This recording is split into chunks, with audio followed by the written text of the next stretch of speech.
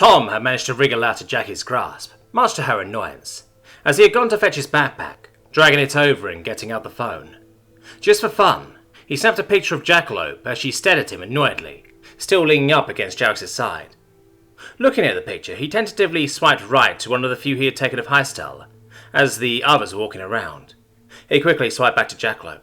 He would much rather look at that one, and he had sort of promised her to at least try not to worry.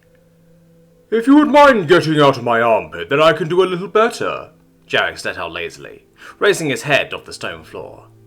"And you need to eat your bowl of green stuff," he continued, looking to Tom. Tom grabbed Jackalope, who refused to budge. He knew that was a tug-of-war he wasn't winning, so he stepped back, pointing to Jarex, then crossing his arms, shaking his head. "Fine," Jackalope replied annoyedly, before getting up. Jarex got up, doing a bit of a stretch, though judging by his face, that was a rather painful experience. Then he lay down again, with his two forelegs together in front of him. "There we go, a sit fit for heroes." To Tom's surprise, Jackalope bowed to Jarex. "Jackalope Furlong, you have reached the top," she whispered far too loudly to herself, before looking up to Jarex. "Thanks, dude."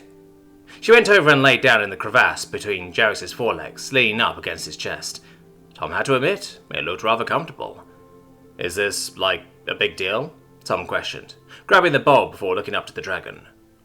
"For a dragon to make you comfortable rather than itself?" Jarex asked, looking at Tom like that was the dumbest question ever.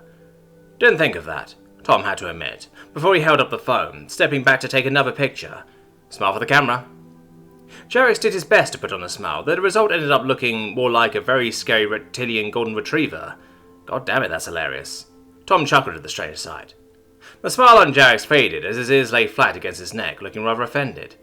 "Oh, don't be such a diva, you just look funny," Tom tried to console, as he walked over to where Jackalope had gotten comfortable.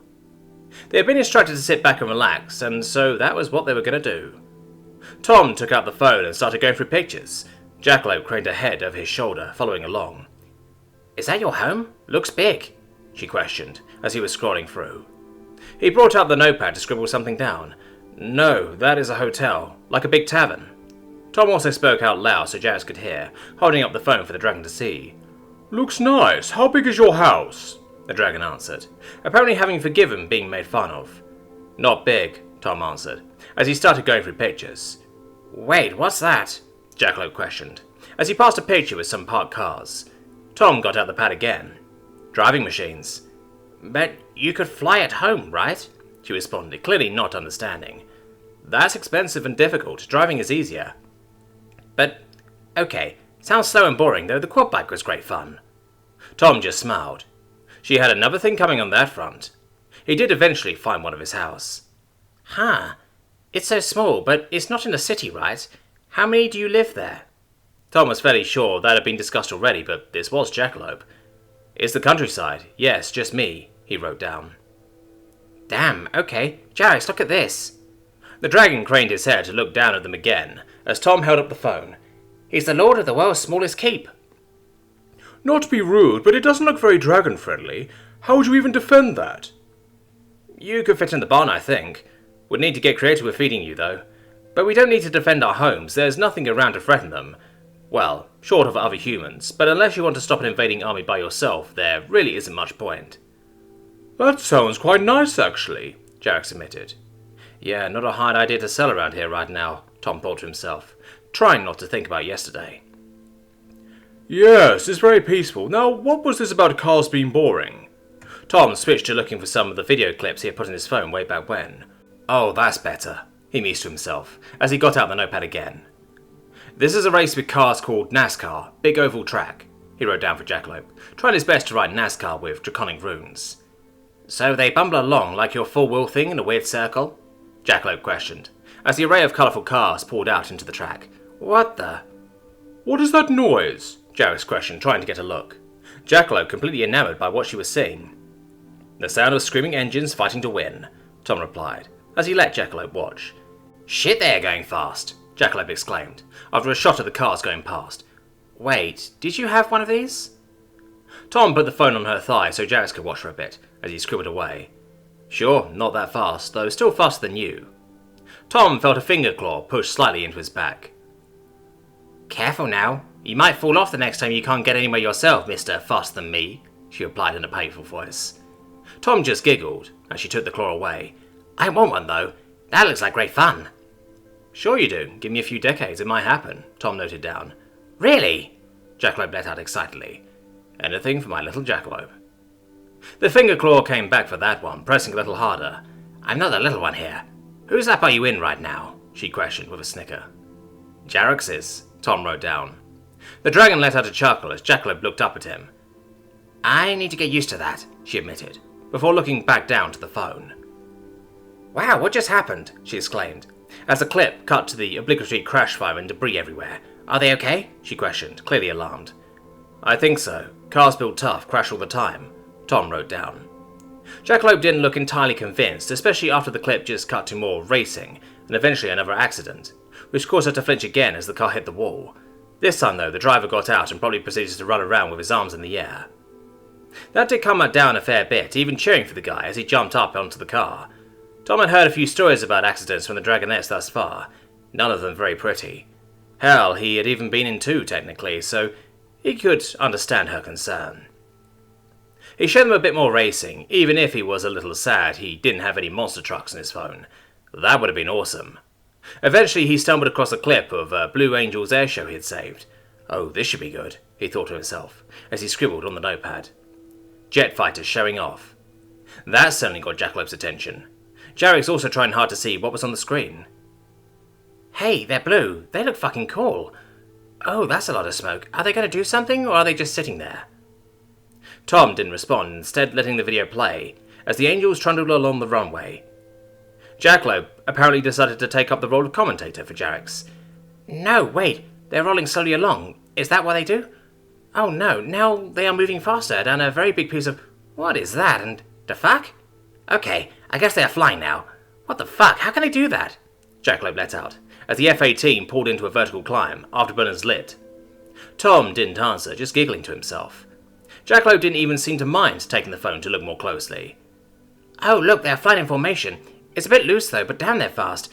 What's with the smoke? Just for show, and they aren't going that fast, they are just having some fun. Remember, they can go faster than sound, Tom scribbled down for her, as she continued to watch the show. Then why not go faster? It was a fair question, to be honest.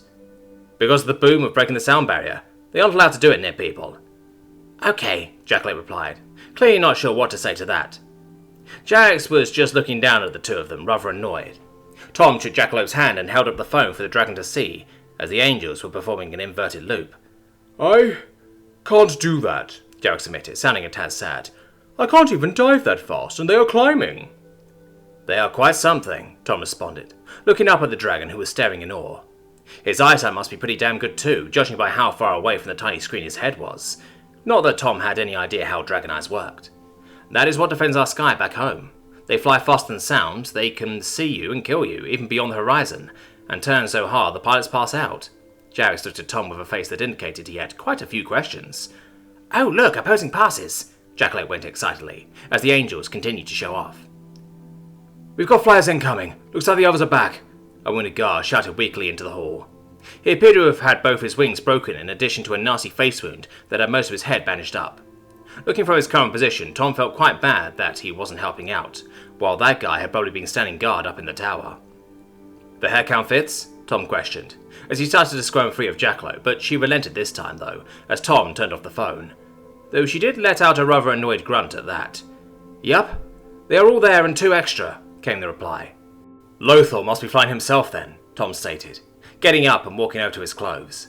Even if he likely looked less scary in his underpants, that just wouldn't do, even if it was nice and warm. Besides, the kids knew him, so he wouldn't need to worry about scaring them. He had yet to see any of this keep's children though, come to think of it. What's happening? Jackalope protested, not getting up. Tom did his best to impersonate flying, beating his arms up and down before pointing to the big door. That display caused Jackalope to snicker a bit. You look like an idiot, you know that, right? Tom just crossed his arms and looked at her, trying to seem as unimpressed as possible, before turning to grab his clothes in the world's most dangerous washing line. Just from gearing up and walking around, he could feel his heart still beating harder than normal, and he found himself breathing harder too. This is gonna suck for a while, he thought to himself. His dizziness had gotten a little better though, even if that was likely due to him taking it easy right now. He helped Jackalope get her stuff on. Her ears had stopped bleeding, as she hadn't coughed up blood for a bit. That might also just be due to not really doing anything for however long it had been now. He wiped her ears clean with a wet rag, getting rid of the last encrusted blood, taking their chance to play with them a bit. They were sort of stiff, but could move around a lot. As they made ready to open that gate, Jarex turned around just in case he needed to blast the fuck out of whatever might be coming. Hey, Jarex, how long does it take before you're ready to shoot again, by the way? Tom went, as he adjusted his shirt. I mean, if I spent everything, half a day for a big shot, or thereabouts, I do get rather a sore in the throat too after that, though. That sounded perfectly understandable to Tom, even if it led him to wonder what it might feel like to have lightning running through you without it hurting. Oh, that's not so bad. Not sure I can help with the throat, unfortunately. They had started in the morning with another check back with the key, but there was nothing to report. The mood at the table was a little dim as the four of them ate breakfast. Heiko poked Sapphire in the shoulder as he sat down next to her at the table. Got a second? Sure, Sapphire responded, turning to her brother, still chewing. So, I had to chat with some of the boys. We got no clue who we are dealing with, not that you or Draki got much of a look at them. Are we still expecting them to come back? Sapphire turned back to the rest of the table, being met by blank faces. Dakota finally responded. We don't know. We have tried to make ourselves an expensive target. I take it that's why you are here, sir. I must say, it is an honor to have a royal guard staying at our inn. Hey, I'm technically at work, so don't put too much into it. I'm being paid to sleep here, Micah replied. He was having a laugh about it, though, possibly trying to lighten the mood. He had his own room, too, so he was hardly uncomfortable. Damn, I want a job like that one, Heiko replied, sounding a tad wistful. Anyway, as I said, we had to chat with some people. We are going to be getting some reinforcements at night, just in case they do come back. How did you manage that? Sapphire questioned. People didn't usually work for free, after all.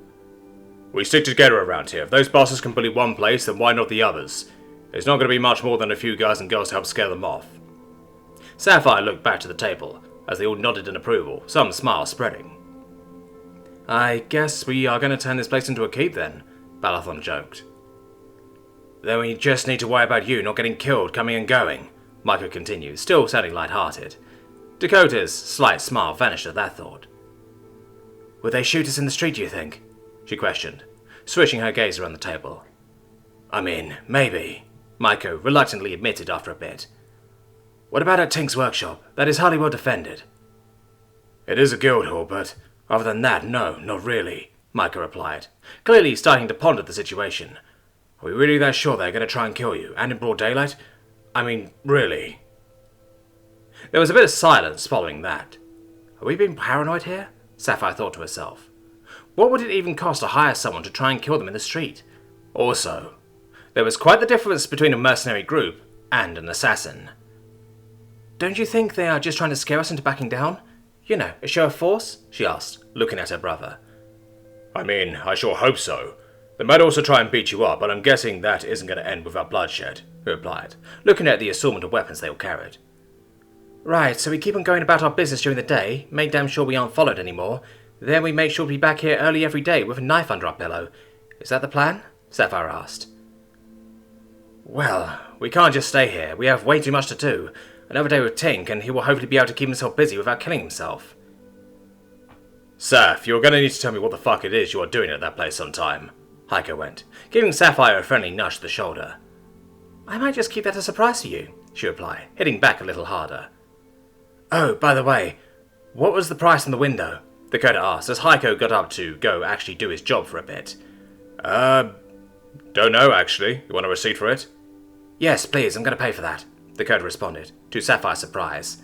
She didn't think they had to, nor were windows cheap. The strained expression Dakota got when she received the bill would seem to back that assumption up, even if she didn't let them know what the price had been. Following yesterday's round of Catch the Goose, they hadn't actually managed to find most of the things they needed, so they had swung by to pick up Junior to show the way, leaving the by now common sight of a sleep-deprived Tink to carry on working. Following some directions from a smith Junior knew, they had finally found a place that seemed to be a proper mithril smith. It wasn't a large place, nor could you even see the forge, as it was hidden away inside the massive squat building behind the shopfront. Everything was very nice though, gleaming weapons and armour on display for all to see, even if only a few of the things were actually mithril. Sapphire's eyes damn near watered at the sight of the prices. Even a hunting knife made out of the stuff commanded an exorbitant sum, so she guessed most things here were probably made to order. Nevertheless, it was on the list, so when they had the money, they would be doing some exceedingly expensive shopping. They had been keeping an eye out for Trevor or anyone else trying to tell them. They agreed chances were good Trevor had just run away after what happened yesterday. In that case, the Flaxtons would of course likely just hire someone else. "Hey, that sounds familiar," Sapphire let out, as they passed a small potion shop. "Hold up, we need to go say hi." "Oh yeah, definitely," Dakota responded, as they turned to walk into the small potion shop. "Quillen's Potions and Care, how can I... Oh, Dakota, it's so good to see you. Oh, and hello, Saph, and even Bellboy. It was about time they dragged you in here. Is Essie with you?" "Sadly, not this time," Dakota replied with a smile. "Good to see you, Ignis." "Oh, well, she can't hog all the travel expenses after all. How's she doing?" Dakota's smile did falter a bit at that. Sapphire also grew a more somber expression despite her best efforts. "She is getting better, though she has been quite sick," Dakota replied, looking around the small shop. Content that it was empty, she carried on. "She got stabbed with a poison blade. We're here to lay a case against the lady who did it." "We call her the bitch," Balathon added in, as the warm and friendly expression of Esmeralda's sister faded. "What poison?" she asked tentatively. "Green dragon," Dakota replied plainly. "You can thank Colonel Hashor and Baron that she is still with us. She's getting better by the day, though, so don't you worry." "Gods in heaven," Ignis replied, sitting down on the stool she had behind the counter. "Don't worry, we got her in chains and Essie is doing fine," Dakota reiterated. "Sounds like you had an exciting time," Ignis replied, looking up. "More than you know," Sapphire added. Ignis let out a breath before looking up, the smile returning to her face. "Well, it's good to hear we didn't lose her this time either. I see you brought some new faces. Is the Royal Guard for show, or did Sapphire get what she always wanted?" Ignis questioned, looking to Dakota, who did a double take before she broke out laughing. "Not funny," Sapphire stated, looking away. "God damn it, why do you and Essie have to be alike?" "I'm sorry, what?" Micah questioned, clearly confused. "Did no one tell you Sapphire used to want to become a Royal Guard? I'm guessing you're the next best thing," Ignis continued, also laughing now. No. Wait, what?" Micah responded, sounding very confused as he looked at Sapphire. "You have got to be shitting me," Sapphire cursed to herself. "No, Ignis, I did not score a Royal Guard, nor am I trying to. Come on, you know I don't like that story," Sapphire interjected, stretching out her arms as if she was going to grab Ignis. "Best kind of a defense is a good offense," Sapphire thought to herself, as she turned to look at Balathon, handily avoiding Micah's confused gaze. "Balathon scored a trader escort, though. Well, more like she found a new boy tie, I think." "I can believe that," Ignis responded, turning her attention to the very miffed-looking Balathon. "She likes me, okay?" he predictably protested. "You're just jealous I'm not giving you the attention you want," Ian replied, pointing at Sapphire. "Oh, come on, we all know that one is a lie," Dakota weighed in. Junior just stood looking around, utterly bewildered at what was going on. "Oh, how I miss this. I'll put the kettle on if anyone wants some tea. Have a browse in the meantime." They had all answered in the affirmative as they went about having a look at the selection. Potions were expensive, though it was cheaper in the city than if you had to buy from someone like Volson. Still, Sapphire could hardly afford anything in here, aside from some medicinal stuff for various ailments. They had a pleasant talk, conveniently leaving out the fact they might be walking around with a target on their back. It had been over half a year since Ignis had last heard of what was happening at the keep, so there had been a fair bit to talk about. Of course, Tom inevitably came up. Ignis had been more interested to hear about how he dealt with the kids, though. All in all, it had mostly been pleasant small talk, which was a nice change from people asking about the battles or Tom. With cups empty, and a promise to pop by again later for another chat and possibly buying something for once, they continued their search for the stuff they needed.